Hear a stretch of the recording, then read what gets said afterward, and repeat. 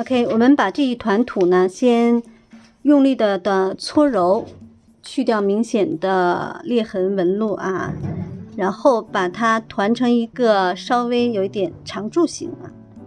拿出压泥板，首先我们要把厚度压出来，0.5厘米，看一下，还是有点厚，再继续压一下。尺寸差不多了，这个是大约0.5厘米的厚度。现在切一下边，切之前先数一下，看尺寸达不达到我们的要求啊。可以的。高度，先把一边切齐，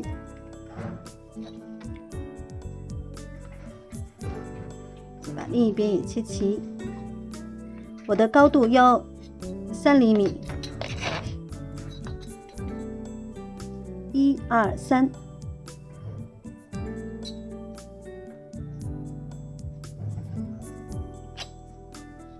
然后宽度是2厘米，宽度1、2， 2厘米一片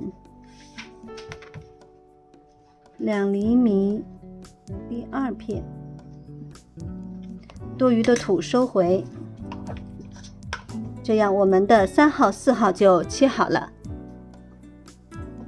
现在我们用压泥板调整一下它的边角啊，整理一下。3乘以2乘以0.5厘米的厚度啊，这3个尺寸。我们观察一下做好的这一个形状，它基本上这一面它是没有变的，然后在右上角进行了一个按压，把它的形状变成那种弧度，就像我们坐在沙发上手搭在上面的那种感觉啊，往下垂的感觉。然后右下角其实它是有一个拉长的，因为这边的多的土呢都已经往下推了，所以它这个底边的长度已经不只是3厘米了啊。好，我们来操作一下，拿出其中的一块啊，把我们的右上角先按压一下，按压完之后继续。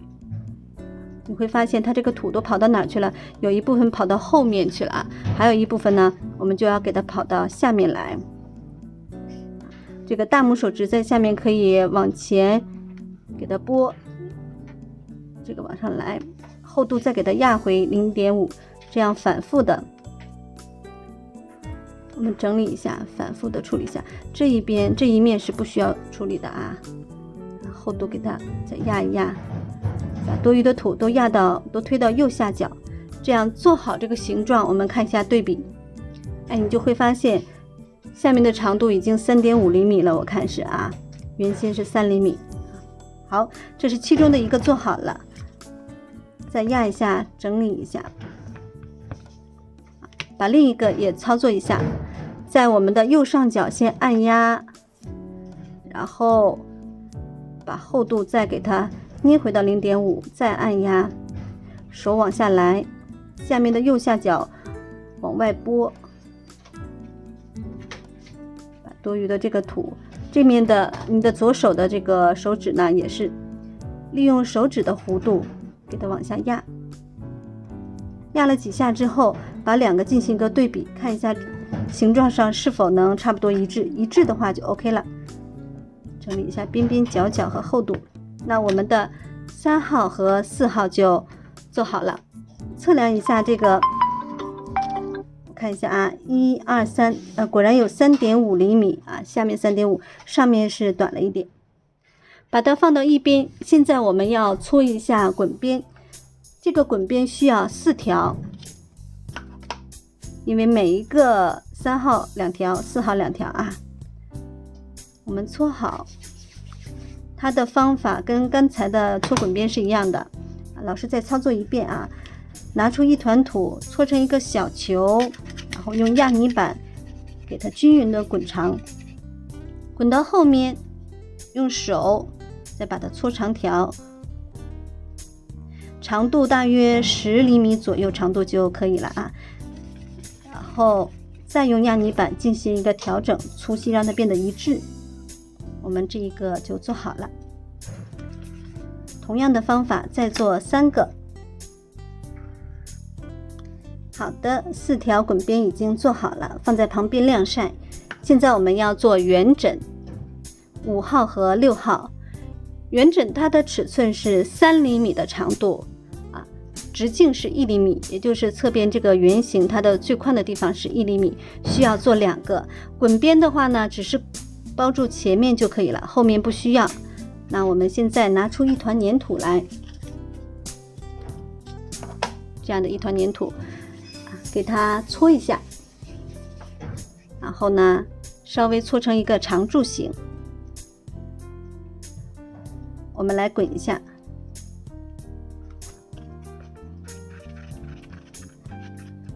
滚到你觉得尺寸差不多1厘米的时候呢，就可以停手啊，这个还是有点粗。再滚一下，长度的话，至少能够就是达到6厘米以上，就可以一下切出2块来了。好，还是有一点点粗。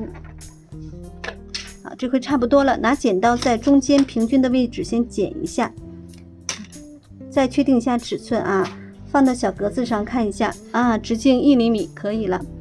那我就直接把3厘米剪出来，在这做个标志，剪一下第一段，3厘米这个地方，第2个立起来，先用压泥板把这个圆形的这个切面给它拍一下，或者是按压一下，让上面剪刀痕迹去掉，之后放平，滚一下，再塑一下形状啊。另一个同样的方法，先压一下去痕迹，再滚一滚，把形状再处理好。5号、6号就做好了，这是最好做的啊。现在把3号、4号拿出来，我们开始用滚边给它包边。那这个滚边它的位置放在哪里呢？统一放在5厘米侧边厚度上，而不是贴在这个表面上啊。然后接口的话，建议同学们放在这个后边，可以放在这里或这里都可以。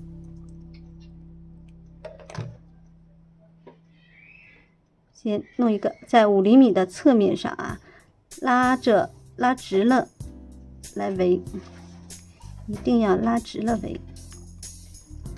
好嘞，剪掉这样一块。剩下的这一条呢，我们可以保留一下啊，因为等一下圆枕的话可以用到。下一个也是同样的位置开始拉直，围上，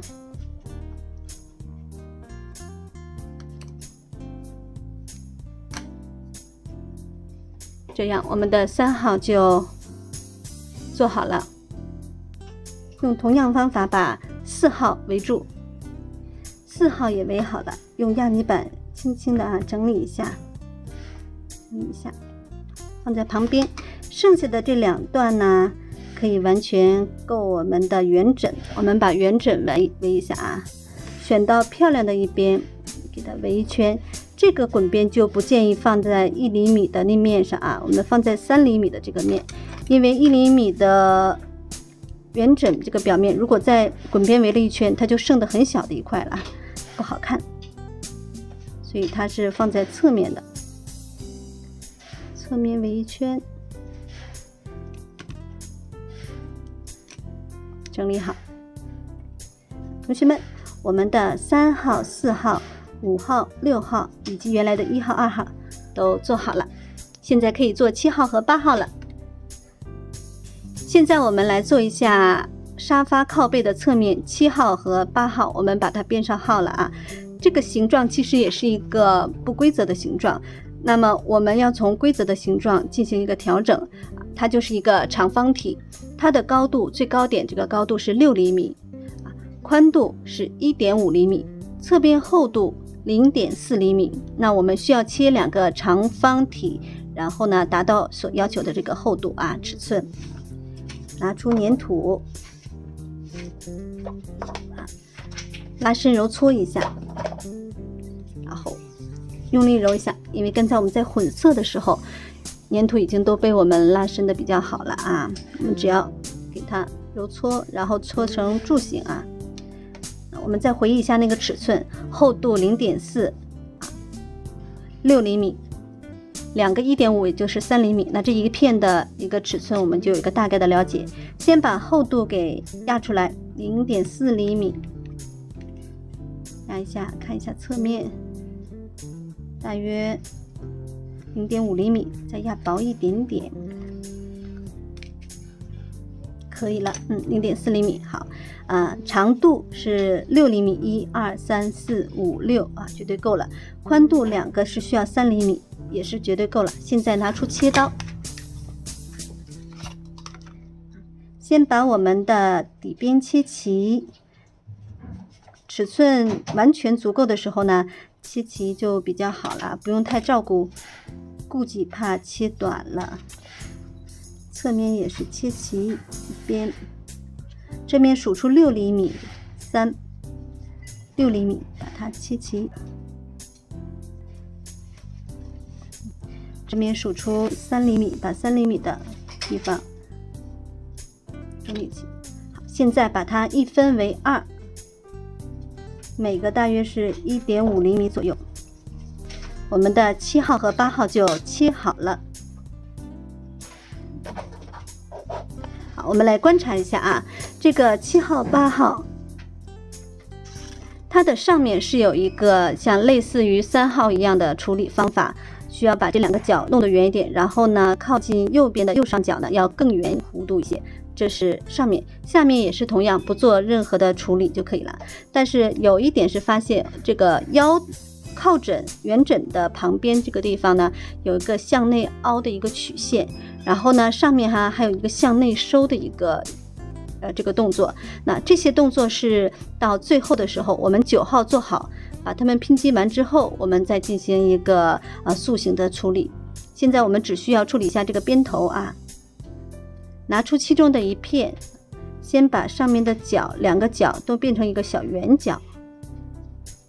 圆角完之后呢，就开始把右上角再往上推了啊。这时候在推的过程中，多余的土都跑哪去了呢？多余的土跑到这个左上角这边啊。之前我们的3号的时候，多余的土跑到这个右下角，对不对？这一次我们多余的土把它推到左上角，然后呢，厚度也是再给它压平，这个手这么夹着就可以了。大家看一下它的前后对比是这个样子的。把这个也是处理一下，两边先弄成圆角，然后把右上角的弄深，多余的土往左上角怎么拨或者是压，厚度再压回来，再拨再压。看一下左右两边差不多的弧度，我们就可以用压泥板再给它处理一下啊。这边也是处理一下，去掉指纹，主要是去指纹用的。现在这两个形状就整理好了，我们来搓2条比较长一点的滚边啊。这个2条滚边呢是放在这2侧的，这边是里面是不用的。拿出粘土继续搓滚边吧，搓成球，长一点的。拿出我们的压泥板开始搓，长度大约15厘米左右比较好啊，因为它要围一圈，尽量是15厘米以上啊。要两边是12厘米，这边又3厘米，那就是15厘米以上了啊。建议同学们16厘米啊，17厘米都可以。我要搓成20厘米的啊。好了，做好了。我们现在来做一下9号，把剩余的土全部拿出来啊。9号它是一个不规则的，也是后期被凹造型塑形塑成的。那么它开始的形状是一个长方体，高度6厘米啊，高度和旁边侧边是一样，6厘米，宽度是4厘米。为什么是4厘米呢？因为它跟1号是连在一起的，所以是4厘米啊。那厚度是1厘米，不过这个厚度1厘米是指底边最厚的地方是1厘米，它到了这个上面最顶端，就是脖子头靠的地方的时候会薄一点，所以我们在制作的时候呢，是要给它要稍微处理一下，把下面保持1厘米，上面给它弄成0.8厘米左右厚度。好，把这团土先给它拉伸揉搓好。我们需要一个1厘米的长方形啊，1厘米的。用压泥板给它压一下，然后看一下是不是1厘米，有点厚，再继续压一下。啊，这回1厘米差不多够了啊。厚度达到1厘米之后呢，把它立起来，我们再压一下，把它压成这个是长条的啊，规则一点的形状。厚度再看一下，因为每一次立起来或者是竖起来压的时候呢，这个厚度都会有一些变化。好，看一下它的宽度达不达到4厘米，达到4厘米的话就可以了。我们把多余的土都给它变成长的那个地方，推到长度那里，4厘米可以的。并且因为刚才最开始我们搓成了一个圆球，然后搓成柱形的时候，这两边就有一个自然的弧度了啊。虽然这两边保留，但是中间需要再给它立起来压一下。再看一下啊，厚度1厘米，宽度4厘米啊，高度的话看足不足够6厘米来切，1、2、3、4、5、6啊，足够了。现在我们找出一边你要想给它当顶端的话啊，然后压泥板稍微倾斜一下，我们只切这个前半部啊，给它压扁一点，压扁之后看一下侧边。这边是1厘米，这边就大约是0.8厘米左右了啊，可以再处理一下。处理好之后再看一下厚度1厘米，再看一下宽度0.4厘米，没问题。好，再把顶端压平一点点，很好。现在就拿出长切刀数一下，1、2、3、4、5、6厘米的长度，把多余的给它切掉。切掉后整理一下这个底边的切刀痕迹。好的，我们的9号就已经做好了啊，尺寸都对。现在的话，我们把滚边啊，先把这个7号、8号围一下啊。如果有些同学因为他围的时候正好是2个外侧啊，不要围错了。如果你要害怕的话，就先把7号和8号我们和9号连在一起，连的时候呢底边对齐，然后呢背面是齐的，这样子的。 OK， 借助压泥板，看背面是齐的，底边是齐的。拿出我的滚边，把其中的一头剪齐。现在我们来，这一个的滚边也是放在侧边厚度上，拉直了，不一定要拉直的，美美的，不要有褶皱。 好，多余的剪掉，整理一下接口，这样子。另一个同样的手法，另一个也是外侧啊，在侧面厚度上放滚边，拉直，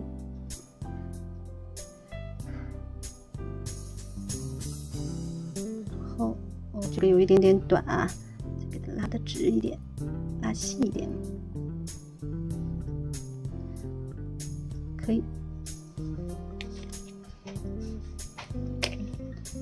红色的一会儿要处理一下，挑走它就可以了。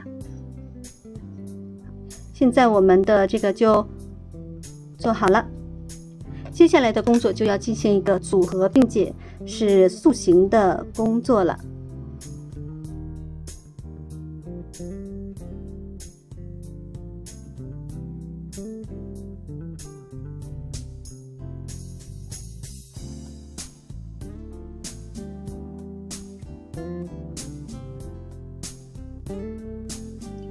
好的，下面我们把所有的零部件都放好，我们要组合一下啊。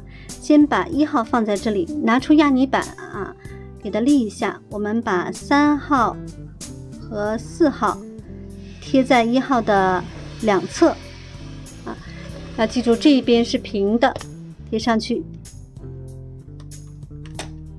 整理一下之后，把9号和1号对齐，贴上啊，用力一点贴一下啊，它们都。之后你会发现7号和8号跟这个3号、4号是可以对齐的，因为现在它还是软软的，是可以贴的。然后把我们的圆枕找到它的衔接处冲下，放在3号和4号上面。这里按压好之后，整体给它扣一下。这个圆枕，因为我的圆枕已经晾得比较干了，我们就组合好了啊。你可以发现，在没有凹造型之前呢，这个9号很宽，上面很阔，对不对？凹完造型之后呢，它就不一样了啊，它就有一定的弧度了。非常自然的一个就是感觉了。我们现在来给它进行一个塑形啊，侧面找到圆枕靠的这个地方啊，对应的这个地方，用2个手指给它掐住，向中间捏，看一下，向中间捏啊，捏完之后呢，这两边就会出现一个凹陷，对不对？这个2个手指，大家大胆的捏一下啊。捏完之后你会发现这个上边被撬开了，对不对？这样子的没有关系，我们会慢慢调。捏好之后呢，把这个往下来的这个部分，也就是靠近3号、4号的这个，也向下捏，也向内捏啊，2个捏之后，你会发现这个背面就被捏成像有点褶皱的感觉了啊，只是这下半部分都变窄了。好，现在的工作是把7号、8号上面贴近9号，给它贴上去，就是这种的啊，捏一下贴上去。好，整体的形状现在出来了。接下来的工作呢，就是我们把这个7号、8号这个两边是鼓的，对不对？我们再往里头收一收，收一下。好，下面看一下侧面啊，7号、8号捏完之后，多余的土被顶到这边了，怎么办？再给它按回去。按的时候呢，这个整一条的这个地方啊，都要往里面按一下。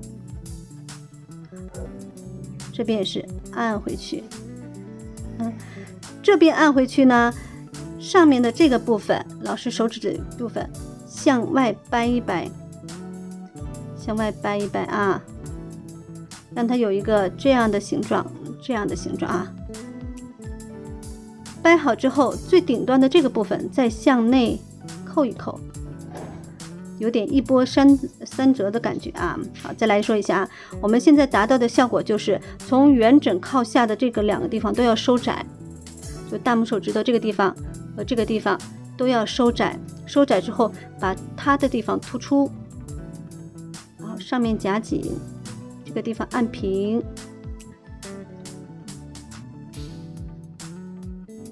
往外来一点，然后呢，顶头往里收一些，往里扣一些。好，这就是一个凹这个造型。都凹完了之后，你就会发现这个9号它的4厘米的厚度尺寸呢就不足4厘米了啊，特别是上面这个，也许3.5厘米都不到了啊。但这就是我们正好要达到这个效果，不是平平的一块木板的感觉啊。大家可以按照刚才的手法再进行一个调整，调整到你认为比较漂亮的程度啊。好，然后前面的3号、4号也可以往里面收一点。总之，这个沙发的感觉是这样子的感觉，而不是扩开的感觉啊。都往里收窄一点。现在凹过造型的这个沙发就是这个样子的了，很好啊。我们把它放到一边，给它晒干一下。现在要做的就是沙发的4个腿， 4个腿是尺寸分别是1厘米高，然后呢圆度的厚度大约是 0.8厘米左右啊。不过大家看一下，它并不是上下一样厚的，一样粗细的。那我们是到后面把这个角的地方呢这个边缘的地方给它弄得窄了一点，也就是 0.7厘米左右啊。因为如果太粗的话样子不好看，但是也不能太细，太细就从视觉上感觉支撑不起这个沙发啊。我们现在拿出来咖啡色来做一下这个沙发腿。咖啡色拿出来拉伸揉搓，团成一个球，用力团，去纹路好，每次团之后都抬手看一下是不是 OK 了可以的。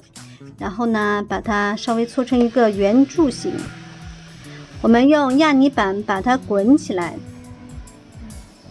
滚完之后看一下粗度大约是 0.8厘米就可以了这个已经是 0.8厘米了。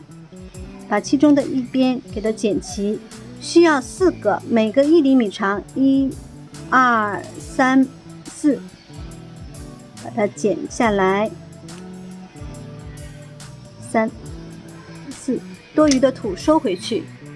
现在我们来处理一下这个圆柱形每一个拿起来的时候，先用压泥板把它立起来，敲打或者按压一下这个侧面圆形，去掉刚才剪刀的那个痕迹然后再平过来横过来滚一下，形状差不多滚好之后，压泥板稍微倾斜一点点，我们把其中的一角给它搓细，也就搓3、4下，它应该就比较细了。搓好之后给大家看一下它的，这是搓之后，就是搓之前的一个变化，长度上也是有了一点点的加长了，不过这个没关系。好，下一个用相同的方法都是这样做先把剪刀痕迹去掉，然后呢再滚一下，形状确定好之后，压泥板翘起来，把其中的一头给它稍微的搓细一点再立起来再搓。如果你感觉这个形状不是很规整的话，你就反复的这么处理一下，按压然后再搓，按压再搓，就会越来越好看了好，我们用相同的方法把其他的2个也这样做一下吧。4个沙发腿已经做好之后，我们把它立起来，然后用压泥板呢统一给它按压一下，平着按压，这样保证它的那个高度都差不多没有特别突出的或怎么样的。之后就要把它放在一旁晾晒了。大家可以跟老师开始做一些那个盖巾这类的，等它晒的差不多干透了，我们再把它按在沙发腿上，避免很软的时候被沙发给压变形了。好的，同学们，我们现在来做一下这个沙发盖巾，它的颜色是由肤色加了一点点咖啡色调出来的肤色粘土，咖啡色只要这么一点点我团成球给大家看一下这个比例效果，不要特别多。好，现在我们把它拉伸调和一下。这个沙发盖巾它就有点像80、90年代或90年代那种钩织的那种效果的，颜色非常好看，样式也是很美的。调好之后就发出这种颜色来OK， 好嘞。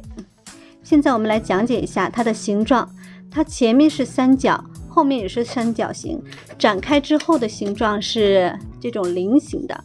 那尺寸最宽的边是6厘米，中间高度是 3.5厘米，这样的一个菱形的。那怎么做出它呢？我们需要用这块土做出一个长方形，然后切4条线给它切出来。好，这团土我们拉伸揉搓好之后团成球，再稍微团这样一起团成长条形，拿出我们的擀面杖给它擀一下。当然我们知道它的这个宽度要6厘米，高度呢 3.5厘米，所以大家这片土的尺寸要整理好。3.5厘米，先切齐一边，再切这一边。这个尺寸大约是3.3厘米左右啊，可以的。厚度的话，不要太薄啊，大约0.2厘米左右就可以了。好，现在是宽度可以了啊，高度3.5厘米可以。把侧边先切齐，然后数一下是不是6厘米、3厘米、6厘米到这边。我的这个虽然这2个角有点缺啊，但是就不需要补了，因为一会儿切长刀的时候也是会切下去的。现在我们来看一下一个长方形，我们把4边的中心点用切刀给它划一下，就是说6厘米的中间3厘米这个地方给它切一下，那3厘米的这个高度的地方，我们把它找一个大约中间的位置啊，应该是1.75厘米左右啊，这边也是中间位置。都用切刀标一个点，大家可以看一下啊，4个点，然后我们用切刀把相邻的2个点切下去。第1刀，第2刀，第3刀，最后第4刀，就得到了想需要的菱形。OK。下面我们来解释一下这个花纹啊，菱形已经做好放在旁边啊。这个花纹它是由8件套的切圆器里面的绿色和橙色这两个部件给它切出来的镂空啊，或怎么样子。边边的这个地方呢，可以用这个橙色的来给它压出来，这样子的，也可以用我们的压痕笔啊，找一个压痕笔。比较小一点的，比如说粉色的这个最小头，或者是它旁边的这个都可以啊。这2个给它压出来的。那老师操作一下啊，它的图案其实是这个样子的啊。我们是对称的啊，正面的这面的图案也可以同样的画在反面上。先把边边角角一圈呢，用压痕笔或者是那个橙色的这个切圆器给它做出来，之后在中心点的这个地方做一个镂空的5瓣的或者是6瓣的一个大的圆，是用绿色的切圆器给它切出来的啊。最后这个大圆的下边这些小的镂空呢，是可以用橙色的来给它切出来的。上面的这种像类似感觉做成像针织勾出来的那种或明或暗的一些纹路呢，是用我们的绿色的塑料这边把它按照一定的顺序，或者是不是一定的随意的顺序给它压一下，然后上面这些小点点就可以用橙色的这个给它按压一下，反面的图案跟正面是一样的就可以了。那我们来操作一下啊，图案也不需要特别复杂啊，因为它这个本身的地方就这么大啊。我们先用压痕笔把这个1周4圈都给它压一下。没有压痕笔的同学没关系，看一下老师这个啊，没有压痕笔的同学，老师用橙色这个操作一下啊。橙色操作的时候呢，同学们就记住不要太用力的，不要把它弄镂空了就行啊。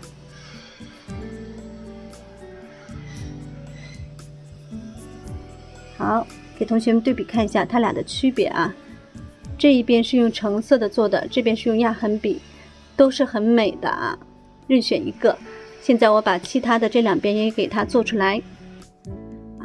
切割好之后呢，就拿出绿色的切圆器，我们把这个镂空花给它做出来，在中间地方先切出一个圆心，然后围绕着它，你可以看一下5瓣，如果是不够大的话，就切出6瓣来。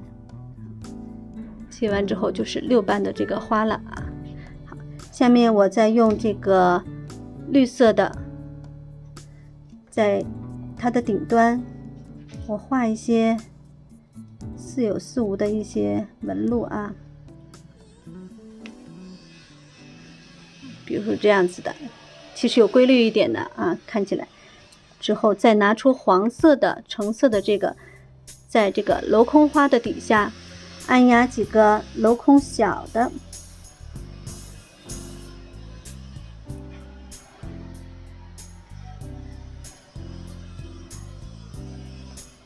我我按压了一个镂空小的5瓣。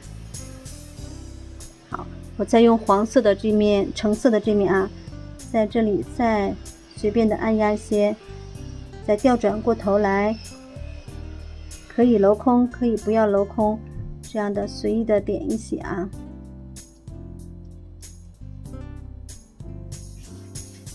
不知道同学能不能看见啊？好，那同样这边的款式花色和它是一样的，把这边也压个5瓣花、6瓣花，3、4。大家及时把里边没有出来的粘土给它处理一下啊。5、6，来一点小小的。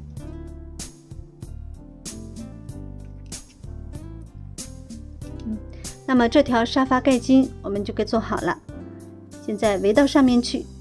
围的时候呢，中心点是建议同学们，虽然这是3.5厘米，但是这个地方啊，9号这个地方已经达不到3.5厘米嘛，我们不要把这个沙发盖巾多余的部分搭到7号、8号上，我们宁可让它做一点褶皱，也都只搭在9号上啊，把7号、8号的这个有弧线的这个外露出来。不要用盖巾给它盖住啊，盖住就不美了啊。看我把7号、8号让出来，然后呢，盖的时候边边给它翘一点，让它活泼一点就行，不要完全服贴在上面啊。好的，这个就做好了，非常的美。那么原先的这4个沙发的这个沙发角也已经好了，我到时候可以安了啊。好，我们拿出白乳胶，点一下位置啊，薄薄的一点点。有的同学也可以中间插铜棒，或者是插上那个牙签，进行一个固定。放好之后，不要立刻给它立起来啊！放好之后，最好不要这么立刻立起来，要给它在这放一下啊。晒干之后我们再处理。沙发就做好了。同学们，我们现在来处理一下这个地毯。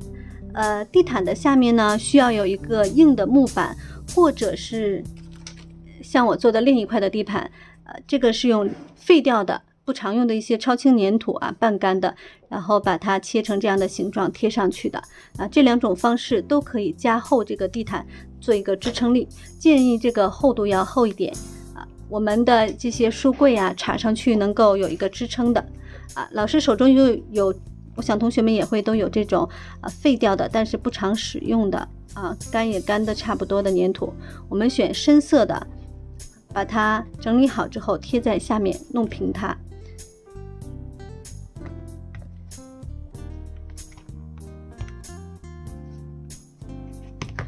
好的，我把这一块废土压得厚了一点，然后贴在了这个地毯上。我们要把它压平一些，或者是后期的时候，同学们可以用压泥板盖住，上面压比较重的重物，像比较厚的书这类的电脑这样子的平板电脑，我们给它放上去都行。用长切刀去掉多余的部分，切的时候小心啊。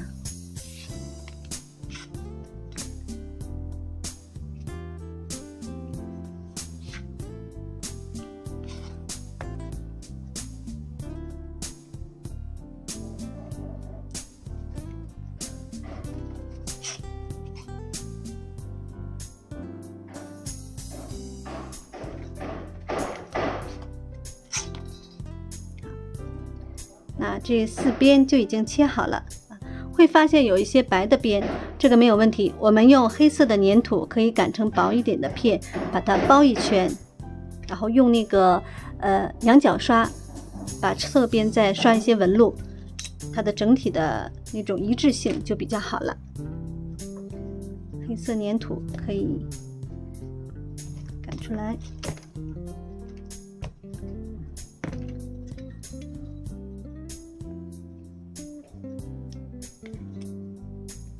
点哈，贴上去再切也是可以的。贴着这一边切上，贴上之后，把多余的部分用长切刀再切掉。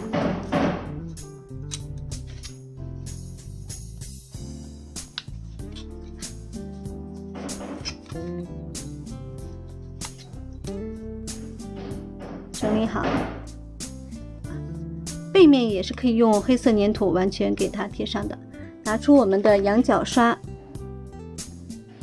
同样刷一些纹路上去。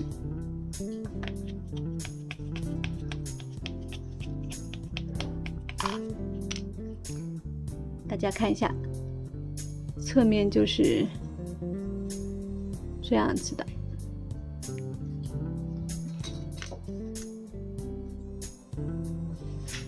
好，我们把其他的3边以及它的反面也做一下这样的处理。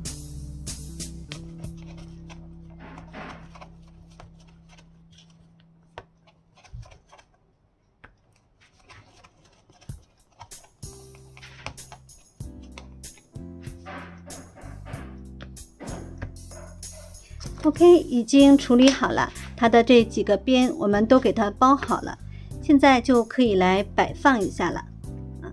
首先拿出细节针，我们之前说这个书架不管它的定位啊，都是先用细节针戳出一个孔啊，就是所谓的打孔针啊，就打孔之后再把牙签或者是铜棒塞进去，可以这么直着摆或者是斜着摆。摆的时候呢，先稍微的用点力，有一个孔在这儿啊，那我们就用细节针把它刚才压出来的那个小孔给它再加深一些，这边这个书架就固定上了。书架其实如果觉得它的尺寸不对的话，也可以再重新固定啊，可以调一下。现在我们把咖啡杯处理一下，还有这2本书。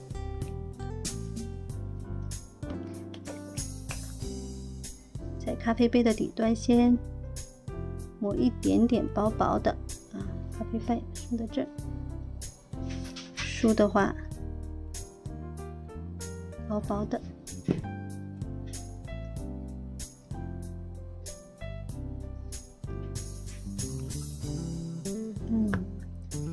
现在放一下沙发，沙发可以这样摆放啊。那沙发的固定它有2种，大家可以在沙发的角上插牙签或铜棒，也可以在中间的位置。像之前做的第1版的时候，它就是在中间的位置，大家有看到这个铜棒吧？啊，我插在这里面了。那我们可以插角，角的话，如果太多的话，插2个就可以啊。斜着2个可以，但是呢，它唯一的缺点就是有时候定位不太好哈。我想给它插在后背的地方，在这定一个位，这插一下，穿一下洞，可以。直接就插在这个上面。好，我的沙发也固定好了，大家看一下，是这个样子的。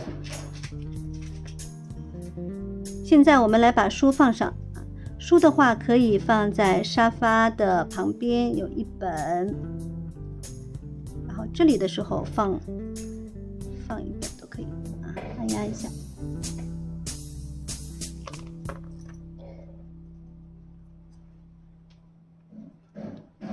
整体就摆放好，拿出我们的亮光油啊，处理一下，先滴一点在咖啡杯里，亮光油不要太多，然后薄薄的一层刷在咖啡杯上。